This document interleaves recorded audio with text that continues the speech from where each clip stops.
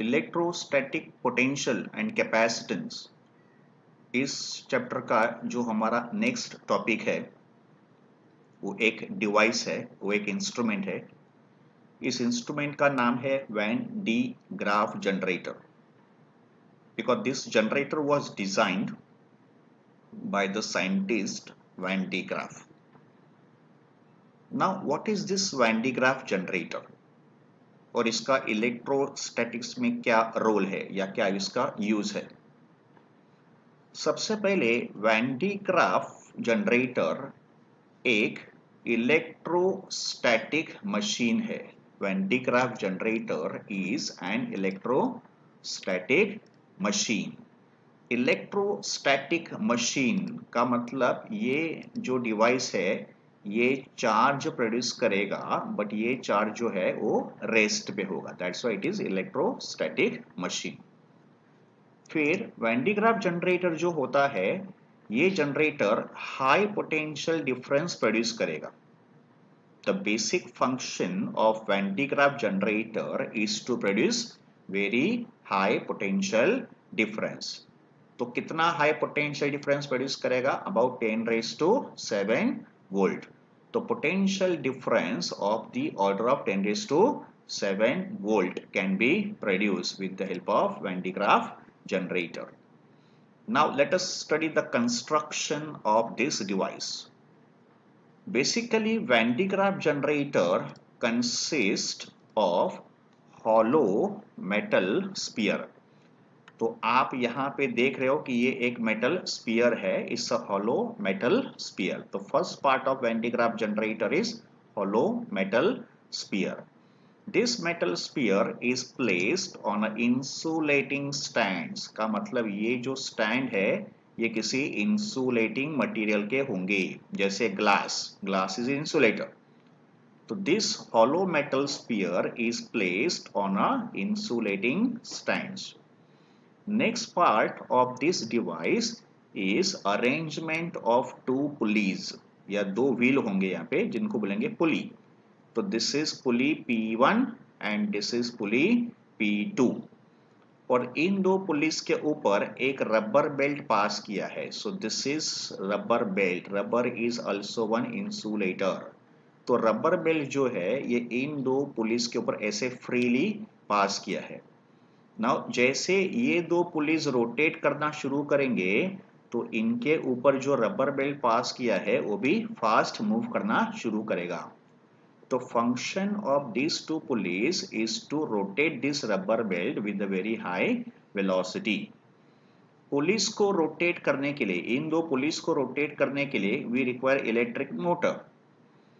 तो P1 के बाजू में एक इलेक्ट्रिक मोटर भी अटैच करेंगे। With the help of electric motor P1 is set into rotation.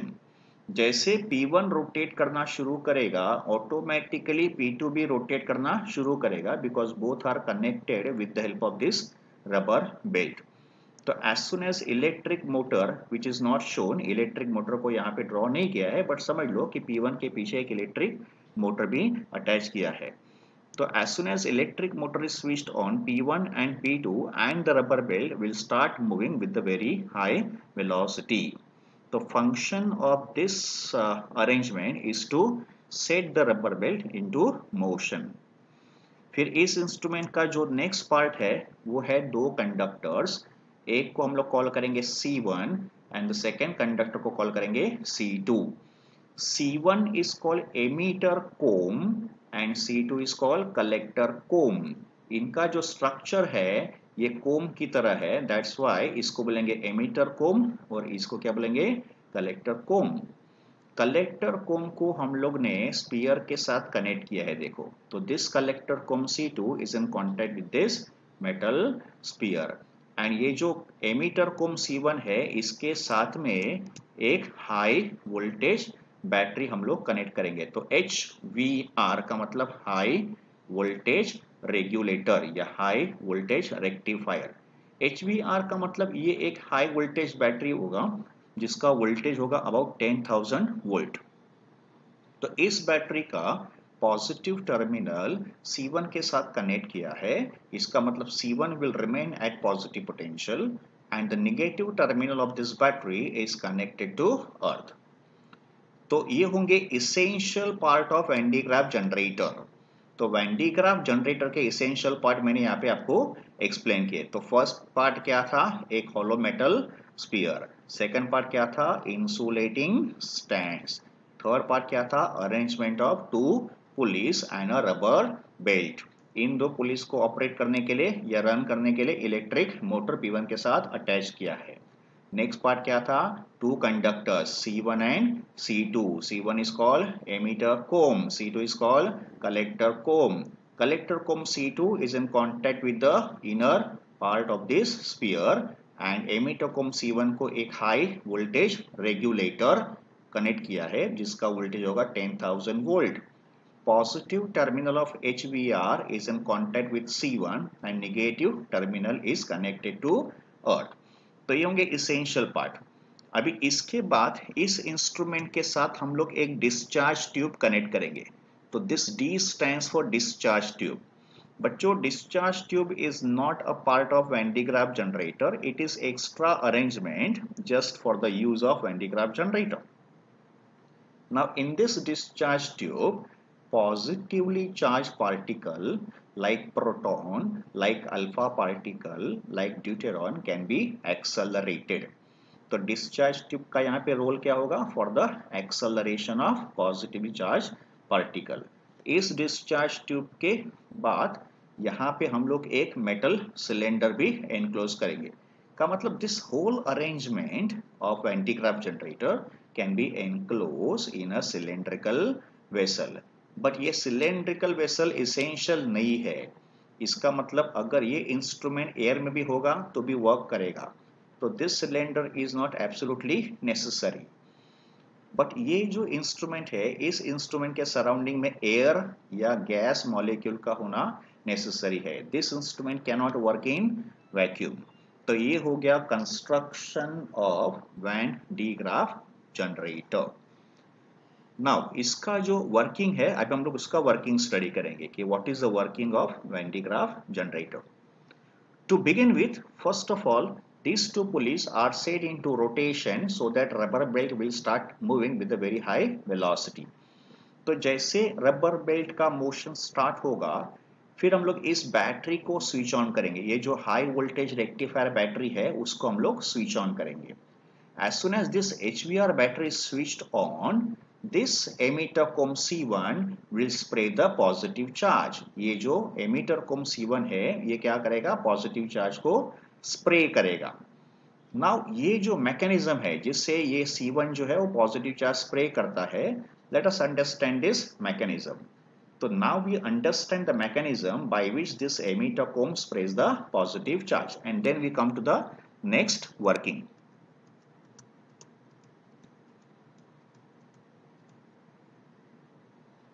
Okay तो इस डायग्राम में हम लोग स्टडी कर रहे हैं mechanism by which emitter comb sprays the positive charge. ये जो प्रिंसिपल है जिससे emitter comb पॉजिटिव चार्ज को स्प्रे करता है इस प्रिंसिपल को बोलते हैं कोरोना डिस्चार्ज. कोरोना डिस्चार्ज और we can say action at a point. आपको पता है कि emitter comb जो है उसमें ऐसे पॉइंटेड एंड्स थे. तो ये emitter comb का एक पॉइंटेड एंड मैंने यहाँ पे ड्रॉ किया है और इसके ऊपर पॉजिटिव चार्ज होगा because emitter comb is given positive end of the battery. Now because of this pointed end यहाँ पे एक huge and strong electric field generate होगा. तो in this region there is a strong electric field and this is action at a point. का मतलब हम लोग इस पॉइंट की बात कर रहे हैं. तो एक strong electric field यहाँ पे generate होगा और ये electric field क्या करेगा? तो surrounding air molecules को ionize करेगा. तो strong electric field at the pointed ends will ionize the gas molecules. Because of ionization of gas molecules, molecule is split into negative and positive ions. तो ये होंगे negative and positive ions of the ionized gas molecules. Negative ions, that is electrons, will get attracted towards this positive charge and they will get neutralized.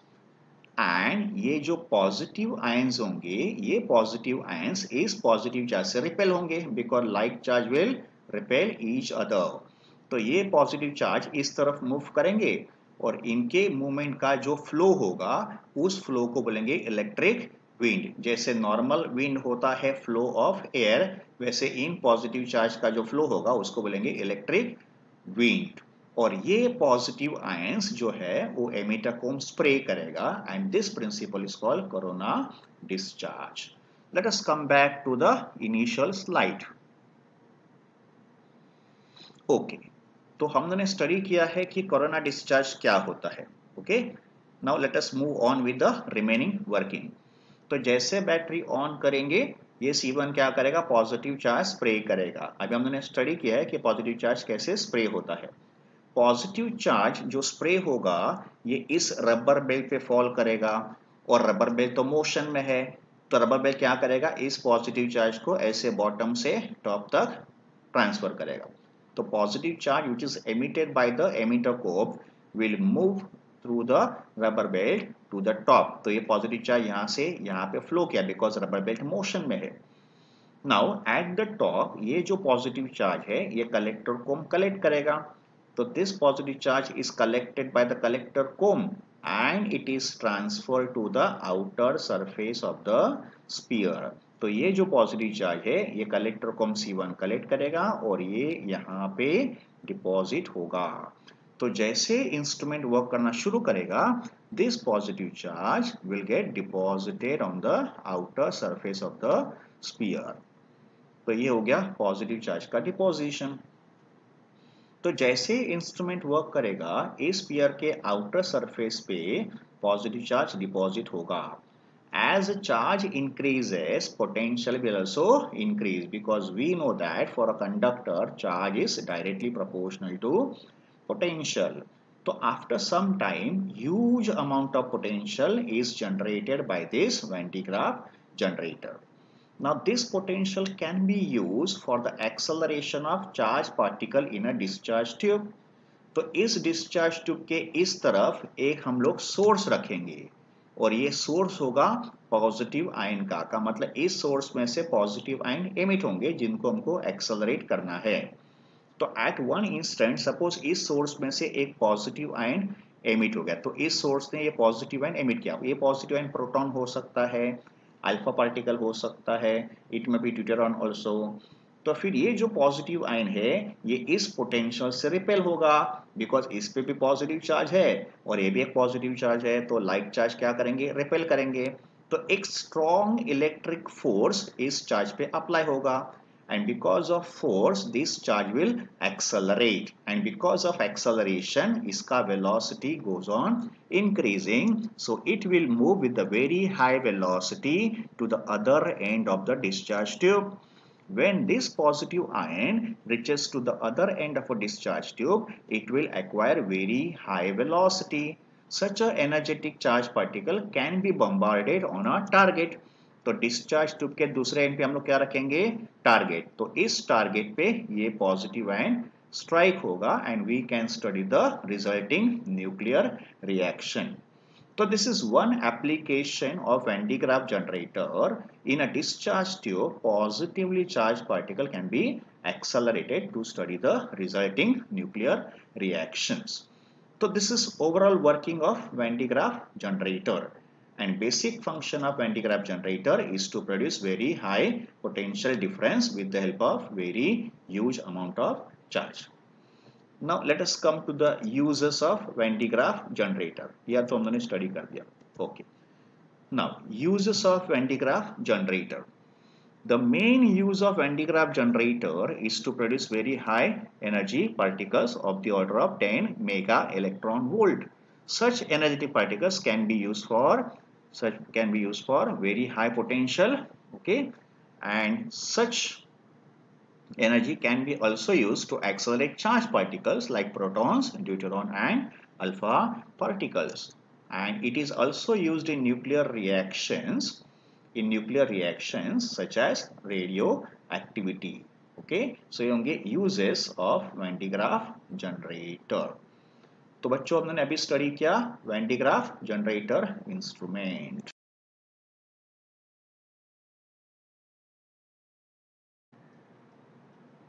Next topic का नाम है die electrics. Die electric का मतलब होता है insulator. तो जो substance insulator होगा, नॉन कंडक्टिंग होगा, उस सब्सटेंस को बोला जाएगा डाई इलेक्ट्रिक। तो व्हाट इज डाई इलेक्ट्रिक? तो dielectric are non conducting substance, and they are non-conducting substance because they do not contain free electrons। जिस सब्सटेंस में फ्री इलेक्ट्रॉन्स नहीं होंगे उस सब्सटेंस को क्या बोलेंगे? Dielectric. Examples of dielectric substance. Let us see what are the examples of dielectric substance. Now, these are examples of dielectric substance. Some examples are in the solid state and some examples are in the liquid state. So, solid state dielectrics: ceramic, glass, plastic, rubber, mica and asbestos. तो ये होंगे कुछ dielectric substance के example जो solid state में। Examples of liquid dielectrics: mineral oil, silicon oil, magnesia. तो these are examples of dielectrics which are in the liquid state. तो basically dielectrics are non conducting substances. Now let us see what are the different types of dielectric. Dielectric substance can be classified into two types. There are two types of dielectric substance. Type 1 is polar dielectrics and type 2 is non-polar dielectrics. Polar dielectrics पे जो molecules होंगे उनको बोलेंगे polar molecules, and non-polar dielectric substance में जो molecules होंगे उनको बोलेंगे non-polar molecules. So there are two types of molecules, polar molecules and non-polar molecules. Let us understand the theory of polar dielectric and non-polar dielectric in detail.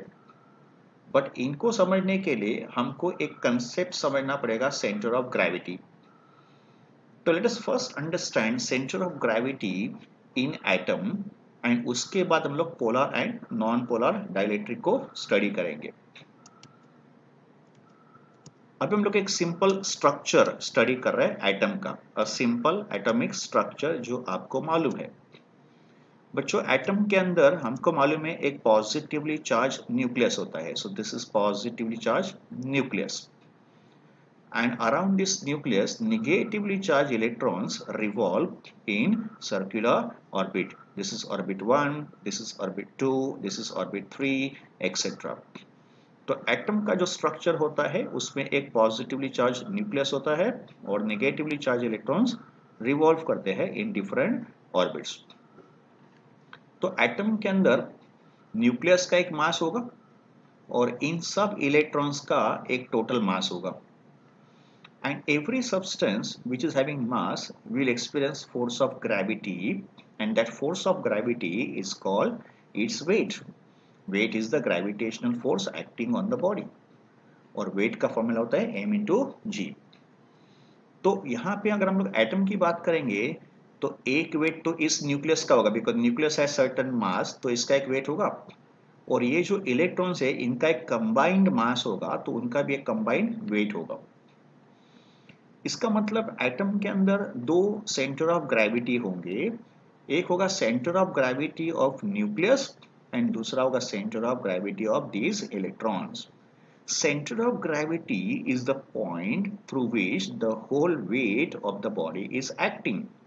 इसका मतलब इस nucleus का जो वेट होगा वो एक पॉइंट से एक्ट करेगा, that point is called centre of gravity. और ये जो इलेक्ट्रॉन्स होंगे इनका भी एक टोटल वेट होगा जो एक सर्टेन पॉइंट से एक्ट करेगा, that is called centre of gravity of electrons. तो inside the atom there are two centre of gravity, one is centre of gravity of nucleus and the other one is centre of gravity of electrons. इस बात को याद रखो कि atom के अंदर दो सेंटर ऑफ ग्रेविटी होते हैं, एक सेंटर ऑफ ग्रेविटी होता है न्यूक्लियस का और दूसरा सेंटर ऑफ ग्रेविटी होता है सब इलेक्ट्रॉन्स का combine. Okay, let us start with the theory of non-polar dielectrics. We know there are two types of dielectrics. One is polar and the other one is non-polar dielectrics. तो let us start with the theory of non-polar dielectrics. इस substance के अंदर जो molecules होंगे उन molecules को क्या बोलेंगे? Non-polar molecule. Now this is one non-polar molecule. ये मैंने एक स्ट्रक्चर ड्रॉ किया है नॉन-पोलर मॉलिक्यूल्स का. Now in this molecule, as we observe, this is positively charged nucleus and this is negatively charged electrons. और ये होगा उनका कॉमन सेंटर ऑफ ग्रेविटी. ये जो आप ब्लैक डॉट ऑब्जर्व कर रहे हो ये है centre of gravity of nucleus and centre of gravity of electrons. तो in the case of non polar molecules, centre of gravity of nucleus and electron coincide. का मतलब न्यूक्लियस एंड इलेक्ट्रॉन्स के centre of gravity एक ही place पे होंगे, they will coincide. So this is coincidence of centre of gravity. CG का मतलब centre of gravity. तो एक ही पॉइंट पे न्यूक्लियस और इलेक्ट्रॉन के सेंटर ऑफ ग्रेविटी होंगे. As a result positive charge and negative charge will lie at one place. Therefore, there is no formation of electric dipole in non-polar molecule. What is electric dipole? Electric dipole consists of two charges which are equal but unlike. का मतलब अगर एक charge plus q होगा तो दूसरा charge minus q होगा, but they should be separated by certain finite distance. यहाँ पे बच्चों पॉजिटिव चार्ज भी है और नेगेटिव चार्ज भी है, बट फिर भी डाइपोल फॉर्मेशन नहीं हो रहा है because both the charges coincide each other. तो non polar molecule does not possess electric dipole. और ये होगा condition of non polar molecule when no external field is applied. तो अभी तक हमने इस मॉलिक्यूल को एक्सटर्नल फील्ड नहीं अप्लाई किया है. तो in the absence of external electric field this will be the structure of non-polar molecule. Center of gravity will coincide. अब हम लोग क्या करेंगे, इस non-polar molecule को external electric field में रखेंगे. तो we apply external electric field to this non-polar molecule. External electric field apply करने के लिए we take two metal plates. These are two metal plates. This is plate 1 and this is plate 2. And we connect external battery across these metal plates. Battery का positive terminal इस plate के साथ connect करेंगे और battery का negative terminal इस plate के साथ कनेक्ट करेंगे. And when the battery switched on, इन दो प्लेट के बीच में इलेक्ट्रिक फील्ड प्रोड्यूस्ड होगा. Direction of electric field E is from positive charge to negative charge. So this E represent external electric field. तो इस इलेक्ट्रिक फील्ड में ये मॉलिक्यूल अभी हम लोग प्लेस करेंगे. As soon as this molecule comes inside the electric field, observe. As soon as this molecule comes inside the electric field, अब ये molecule electric field के अंदर आ गया. तो see the changes taking place in the molecule. इसमें हम लोग observe करेंगे दो चेंजेस. देखो ये मॉलिक्यूल था in the absence of electric field और इस सेम मॉलिक्यूल का देखो पोजीशन हो गया in the presence of electric field. We observe two changes. Number 1, सबसे पहले इस मॉलिक्यूल का शेप देखो. इस मॉलिक्यूल का शेप चेंज हो गया है. मॉलिक्यूल थोड़ा स्ट्रेच्ड आउट हो गया है. Molecule is stretched. At the same time इनके जो सेंटर ऑफ ग्रेविटी थे वो भी अभी अलग अलग हो गए. This is centre of gravity of electrons and this is center of gravity of nucleus. ये ऐसे क्यों हुआ? बिकॉज नेगेटिव चार्ज और पॉजिटिव चार्ज का इलेक्ट्रिक फील्ड में पोलराइजेशन हुआ. पोलराइजेशन का मतलब ये जो नेगेटिव चार्ज था इलेक्ट्रॉन्स का ये इलेक्ट्रिक फील्ड के पॉजिटिव चार्ज की तरफ अट्रैक्ट हो गया और न्यूक्लियस का जो पॉजिटिव चार्ज था वो इस negative charge of electric field तरफ अट्रैक्ट हो गया. तो nucleus gets attracted towards negative charge and electrons gets attracted towards positive charge. So this is called polarization of charges. As a result of polarization of charges, दोनों center of gravity now got separated and therefore now there is a distance between negative charge and positive charge. तो ये dot क्या है? ये dot है center of gravity of electrons और ये dot क्या रिप्रेजेंट कर रहा है? It is center of gravity of nucleus. तो अभी दोनों के सेंटर ऑफ ग्रेविटी अलग होने से अभी इनके बीच में एक इलेक्ट्रिक डाइपोल का भी फॉर्मेशन हो गया। इलेक्ट्रिक डाइपोल का डायरेक्शन होता है from negative charge to positive charge. So this is direction of electric dipole moment from negative to positive charge and P represent electric dipole moment. So in the presence of external electric field, this non-polar molecule acquires one electric dipole moment which is from negative charge to positive charge. So this is non-polar molecule in the absence of electric field and this is polar molecule, non-polar molecule in the presence of electric field. अभी तक हम लोगों ने non polar molecule एक single molecule का structure study किया इन the absence of electric field and in the presence of electric field. अभी next part में हम लोग स्टडी करेंगे एक नॉन पोलर डाइलेक्ट्रिक का स्लैब। तो consider one non polar dielectric slab. तो ये एक स्लैब है, ओके तो ये एक स्लैब है एंड इस स्लैब के अंदर there are so many molecules. Previous case में हमने सिर्फ एक मॉलिक्यूल कंसीडर किया था। तो अगर ये पूरा स्लैब है, अगर ये पूरा सब्सटेंस है, तो फिर इस सब्सटेंस के अंदर large number of non polar molecules होंगे। So this is one molecule, this is second molecule and so on. तो this is non polar dielectric slab containing non polar molecules. But ये जो स्लैब है, ये slab electric field में नहीं रखा है। तो this is structure of non polar slab in the absence of electric field. अभी तक हमने इसको इलेक्ट्रिक फील्ड अप्लाई नहीं किया है, का मतलब ई कितना है, 0। Now as we know, in the absence of electric field, center of gravity of electrons and nucleus coincide. तो यहाँ पे माइनस साइन का मतलब इलेक्ट्रॉन्स, प्लस साइन का मतलब nucleus and this dot represent centre of gravity. तो दोनों के सेंटर ऑफ ग्रेविटी एक ही पॉइंट पे है, so there is no formation of electric dipole. अभी ये जो डाइलेक्ट्रिक स्लैब है, इसको हम लोग एक्सटर्नल इलेक्ट्रिक फील्ड में रखेंगे। तो नेक्स्ट पार्ट में let us keep this slab in external electric field. तो external electric field is produced with the help of these two metal plates. One plate is positively charged and the second plate is negatively charged. Direction of electric field is from positive charge to negative charge. So let E0 be the external electric field applied. Now we place this dielectric slab inside the electric field.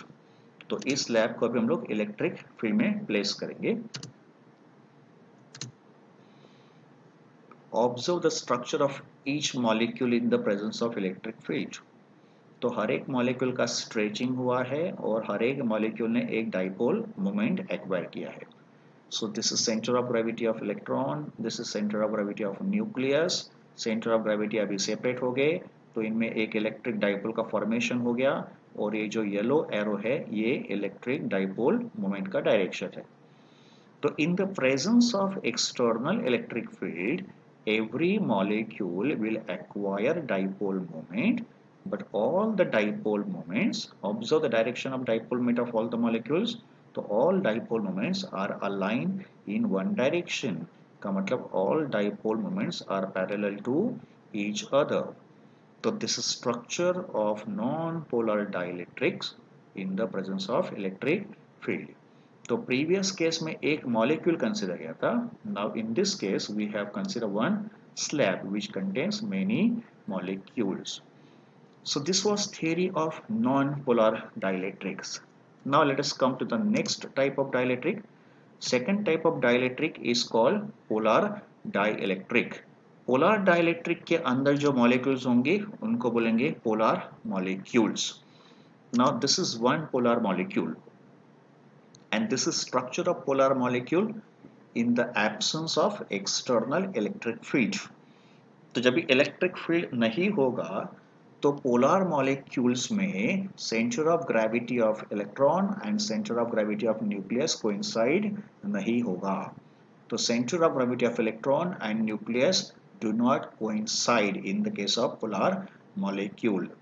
तो जिस molecule में centre of gravity coincide नहीं होता है, such molecule is called polar molecule, और जिनमें centre of gravity coincide होता है, such a molecule is called non polar molecule. So this is structure of polar molecule in the absence of external electric field. And अगर centre of gravity coincide नहीं हो रहा है तो फिर इनके बीच में एक इलेक्ट्रिक डाइपोल का फॉर्मेशन होगा एंड देयरफॉर एक इलेक्ट्रिक डाइपोल मोमेंट भी होगा. तो P stands for electric dipole moment whose direction is from negative charge to positive charge. Next case में let us consider one slab.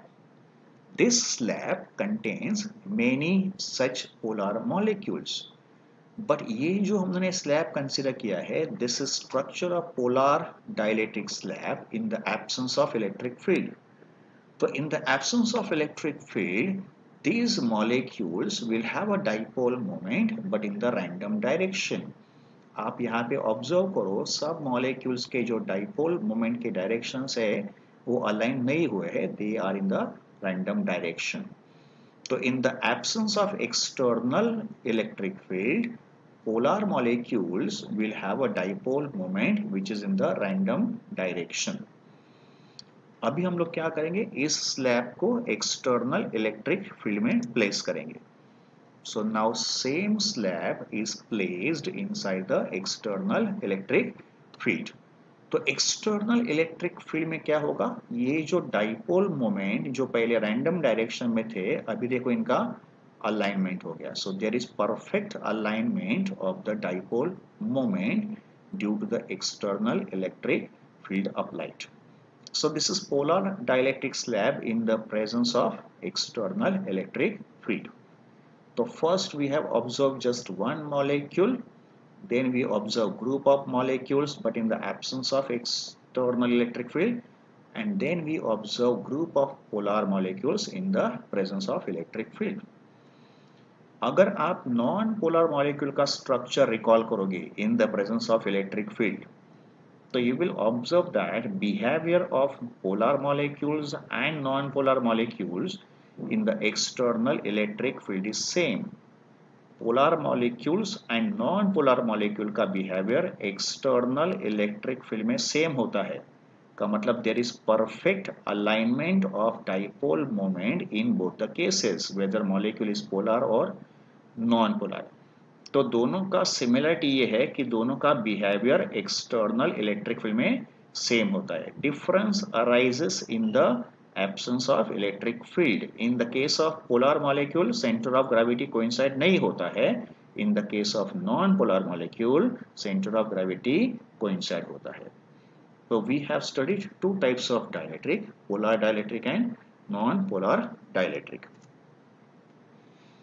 Now in the next case, let us try to understand behavior of dielectric slab which is subjected, which is applied to an external electric field. तो external electric field में dielectric slab का behavior क्या होगा, ये हमको study करना है. तो ये एक external electric field है with help of two metal plates, and this is direction of external electric field. Let the external field be called EO, E outside या E0. तो E0 या EO represent external या outside electric field. अगर हमने इसके अंदर एक dielectric slab रखा तो डाइलेक्ट्रिक स्लैब के जो मॉलिक्यूल्स होंगे ये उनका बिहेवियर होगा.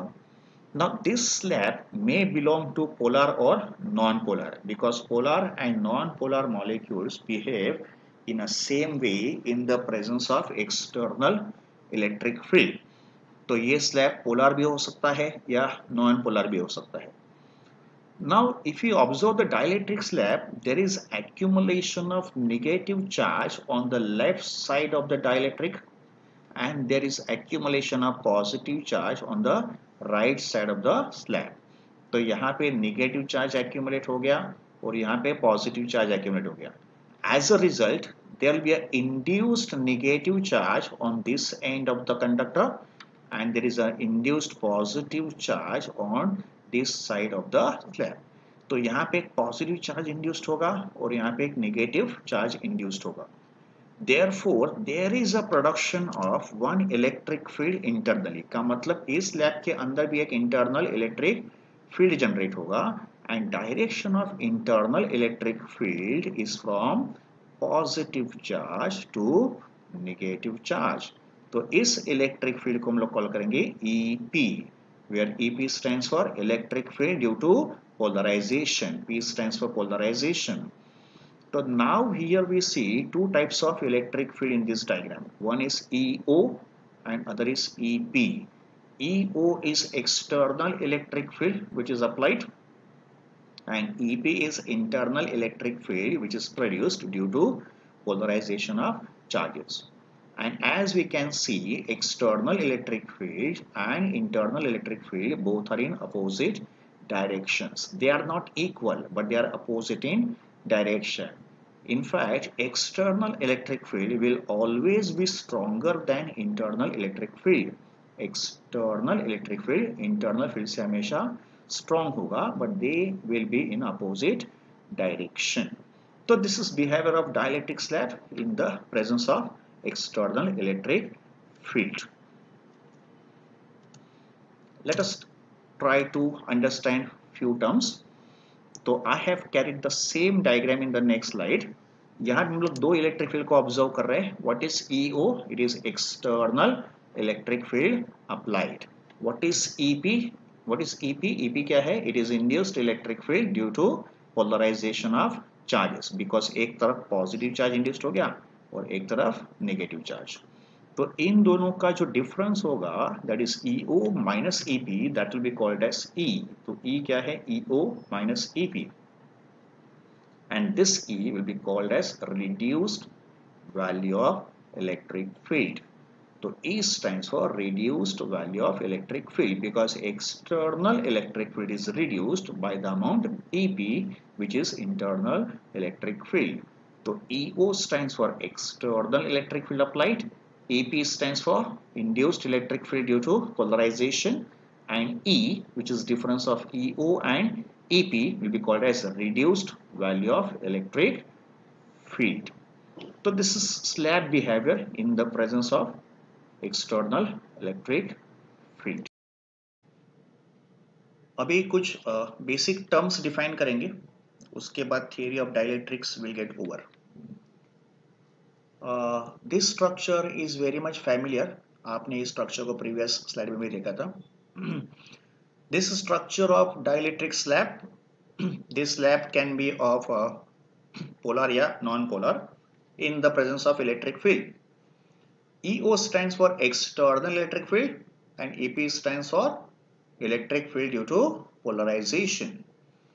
Now first term जो हमको define करना है उस term का नाम है polarization. So what is polarization? It is the induced dipole moment developed per unit volume of a dielectric slab. तो यहाँ पे जो इंड्यूस्ड डाइपोल मोमेंट हुआ है, बिकॉज यहाँ पे पॉजिटिव चार्ज है और यहाँ पे नेगेटिव चार्ज इंड्यूस्ड हुआ है, तो amount of induced dipole moment per unit volume of the slab will be called as polarisation.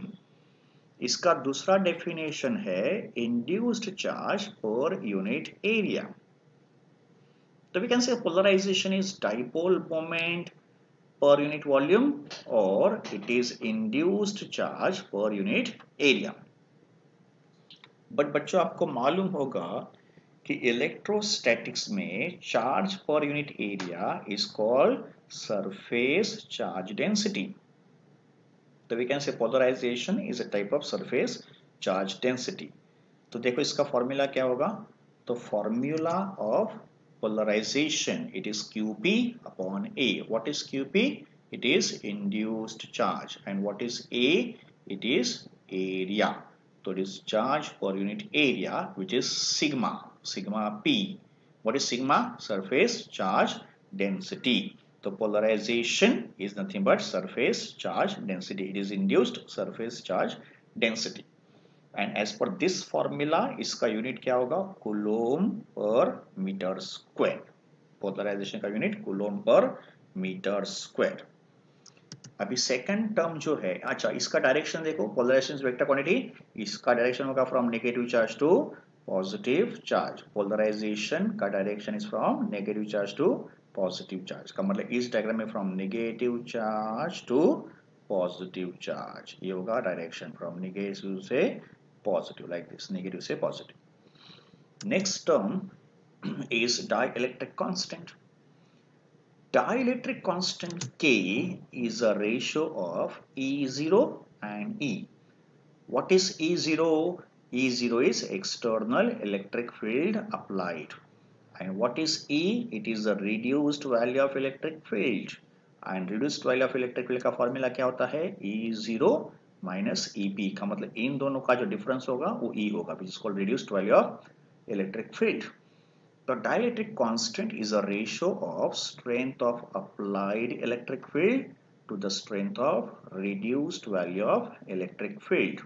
So K is E0 upon E. इसके बाद बच्चों हमको स्टडी करना है इलेक्ट्रिक ससेप्टिबिलिटी। इलेक्ट्रिक ससेप्टिबिलिटी, और इलेक्ट्रिक ससेप्टिबिलिटी का सिंबल होता है ग्रीक अल्फाबेट काई। तो ये जो अल्फाबेट है, this alphabet is chi, chi,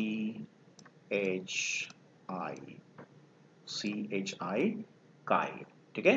तो ये एक ग्रीक अल्फाबेट है, इसको हम लोग ऐसे लिखेंगे, लाइक दिस, ऐसे, ओके। तो इलेक्ट्रिक ससेप्टिबिलिटी का सिंबल क्या है? chi। नाउ इलेक्ट्रिक ससेप्टिबिलिटी के लिए पोलराइजेशन जो होता है P, this polarization is directly proportional to E. तो P is directly proportional to E. तो we can say P, this P which is polarization is directly proportional to E. And what is E? E is nothing but reduced value of electric field. So P is directly proportional to E, therefore P is equal to chi epsilon into E. Chi and epsilon, they are constant of proportionality, where epsilon is permittivity of a medium and chi क्या होता है? It is electric susceptibility. Okay, तो P equals to chi epsilon into E. So ये हो गया concept of electric susceptibility. And last में एक formula है जो होगा relation between dielectric constant and susceptibility, K and chi, इनके बीच का relation, and that relation is K equals to 1 plus chi, K equals to 1 plus chi. What is K? Dielectric constant, and what is chi? Electric susceptibility. तो dielectric constant equals to 1 plus electric susceptibility. K is unitless and dimensionless, whereas chi, susceptibility chi, is also unitless and dimensionless. So these are three terms related to theory of dielectrics: polarization, dielectric constant, and electric susceptibility.